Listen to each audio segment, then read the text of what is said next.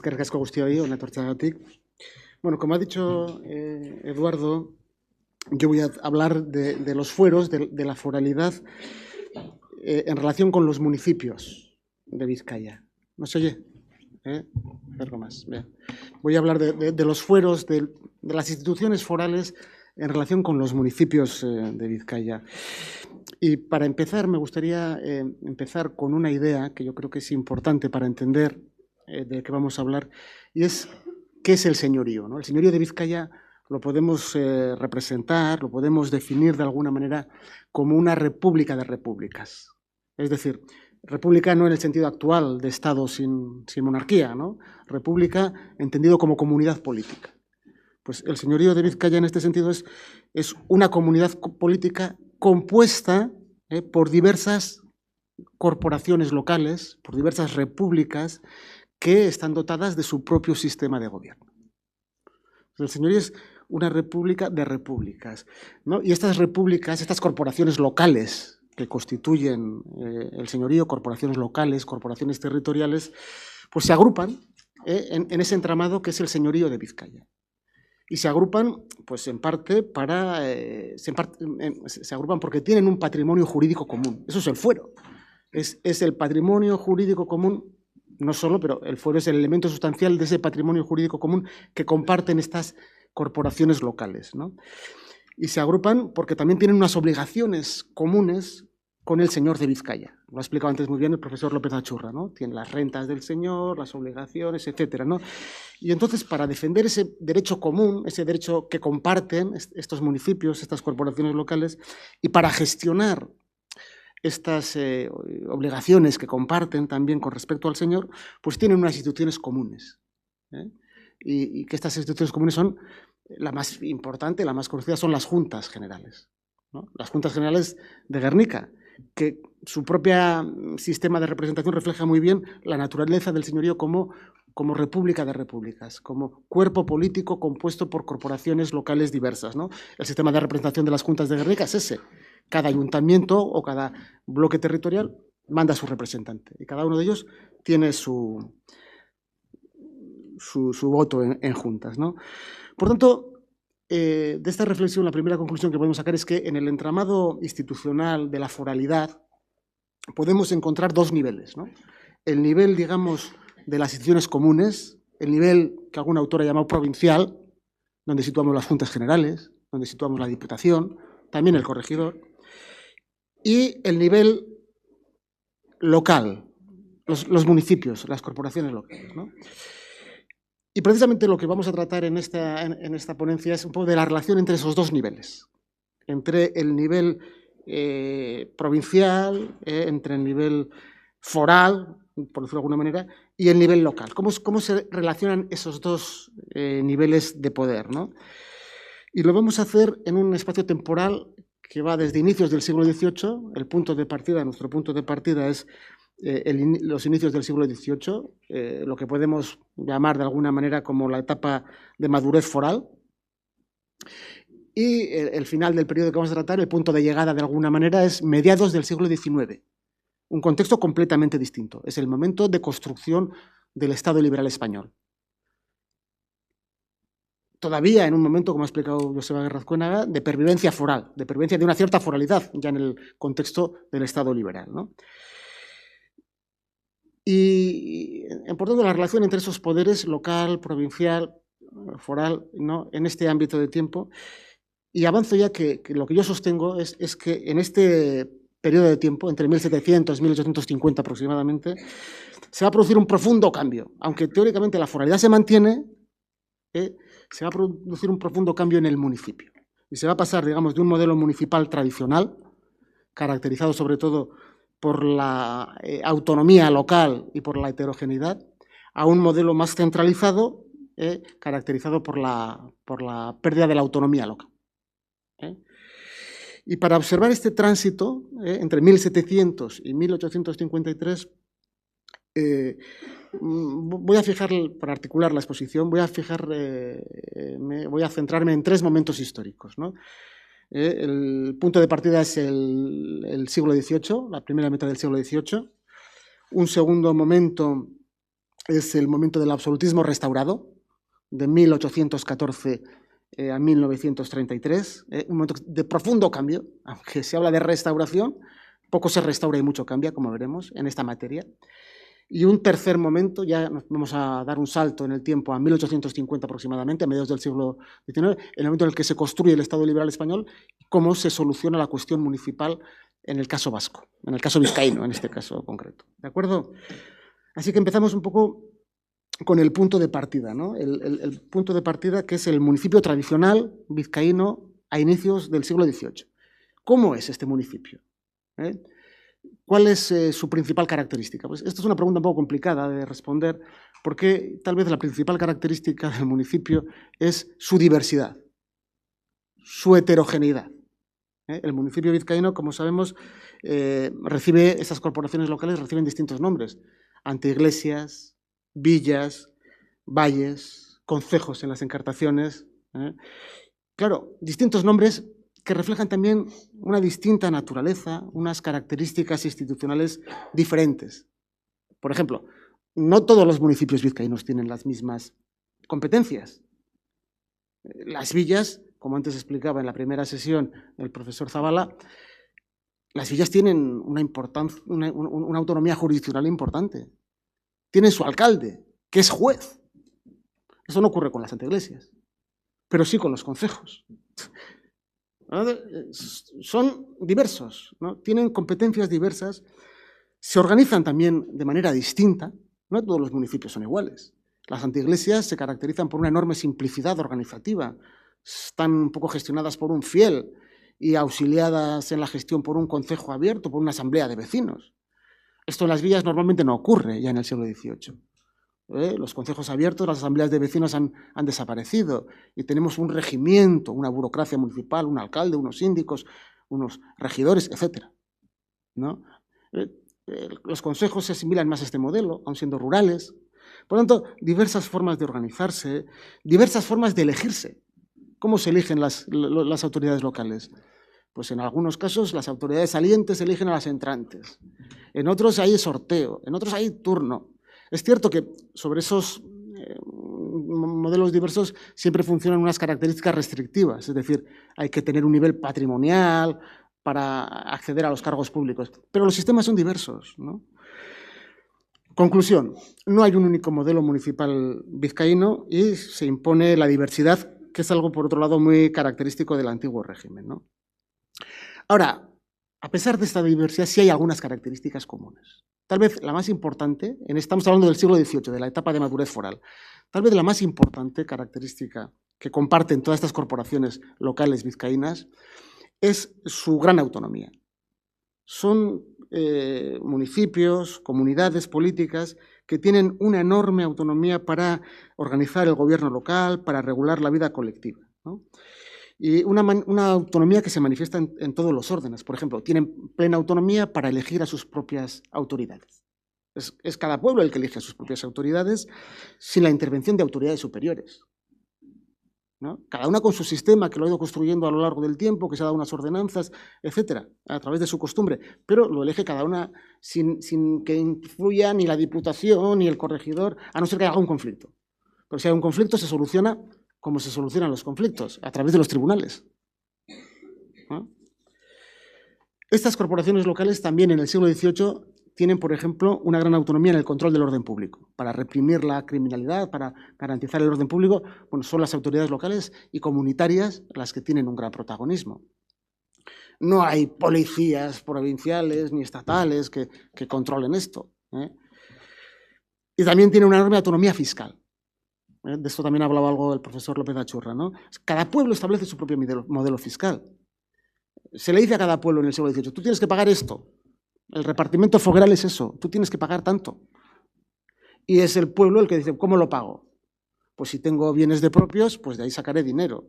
Si no, pues igual hago arbitrios sobre el consumo.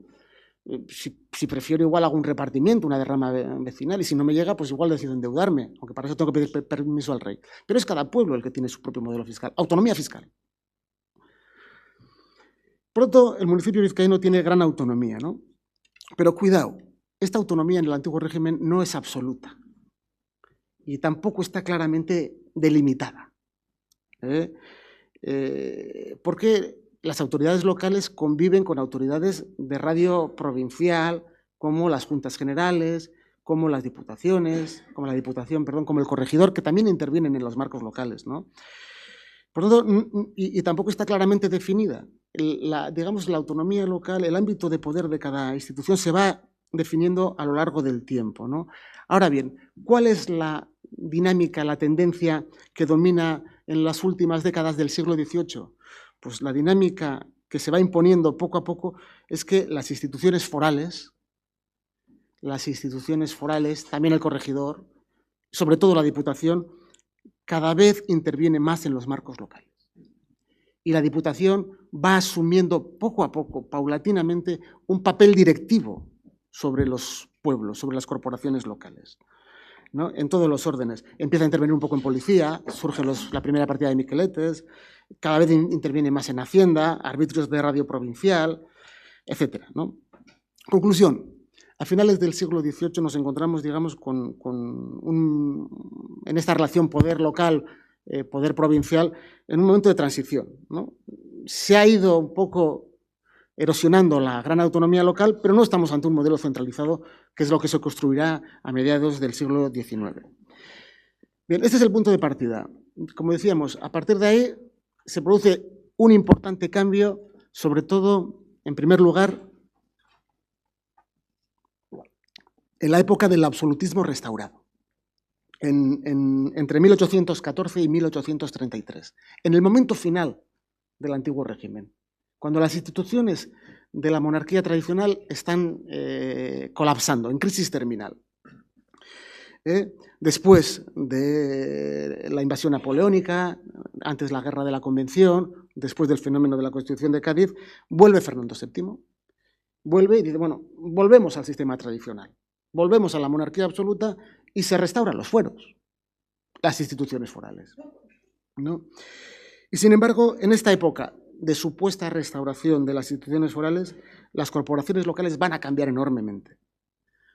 Durante la restauración del absolutismo, en vez de restaurarse el municipio tradicional, digamos, se produce un profundo cambio en sentido centralizador, que es lo que vamos a ver, ¿no?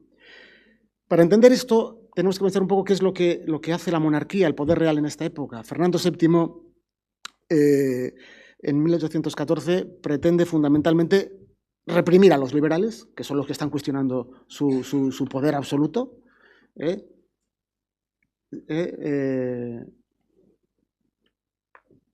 reprimir a los liberales y, por otro lado, reforzar el poder monárquico, reforzar el poder real.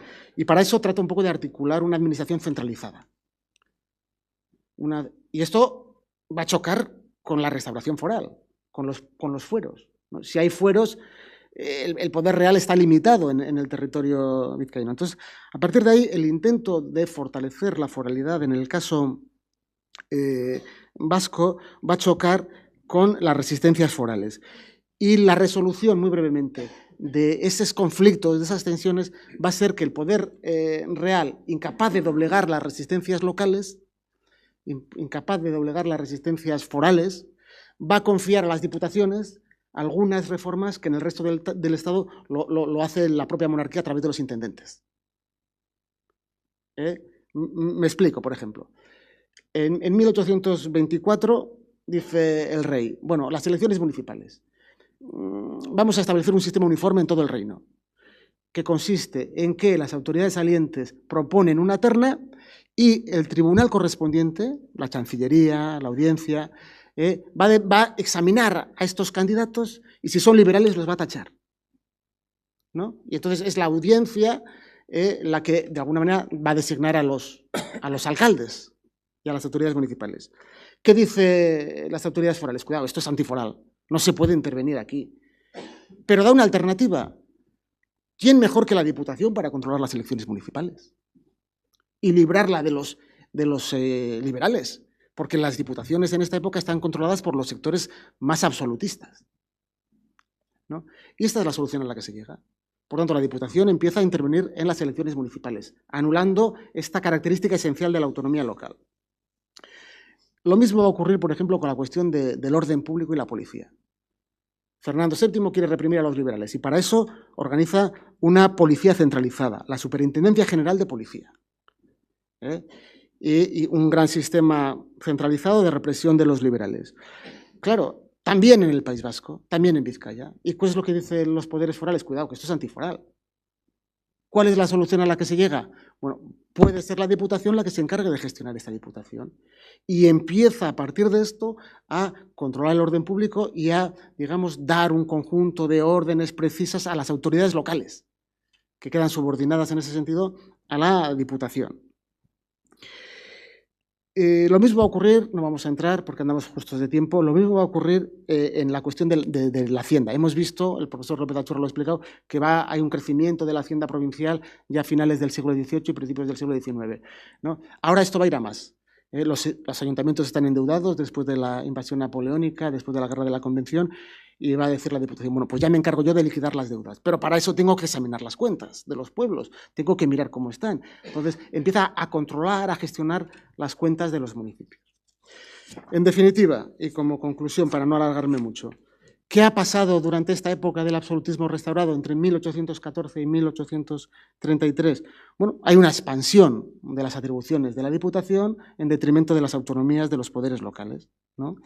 Las diputaciones aumentan enormemente su capacidad de intervenir y tutelar el gobierno de los pueblos, por un lado.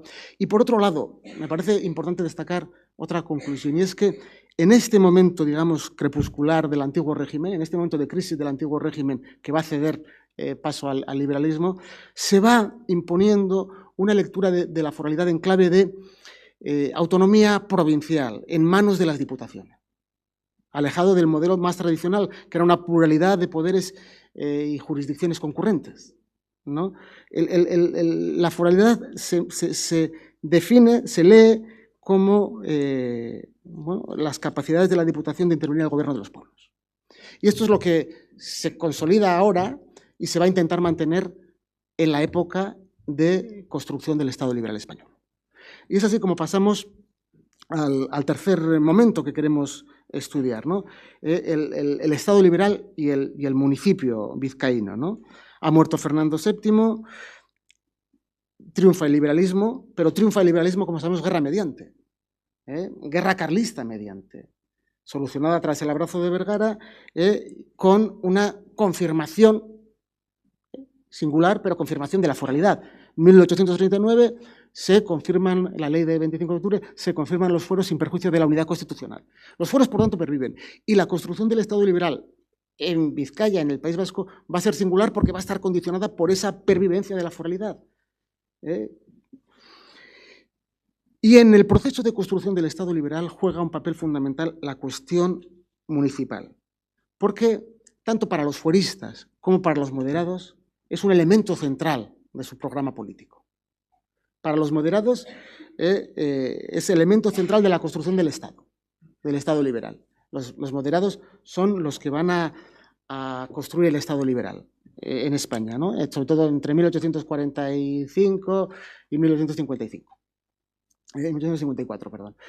Y entonces los moderados conciben el ayuntamiento de una manera oligárquica, solo pueden votar y ser votados los mayores contribuyentes, y concibe el ayuntamiento de una manera centralista. El ayuntamiento es un poco el delegado del gobierno central en el territorio. Y por eso está bajo las órdenes, de alguna manera, del jefe político o de lo que será el gobernador civil, ¿no?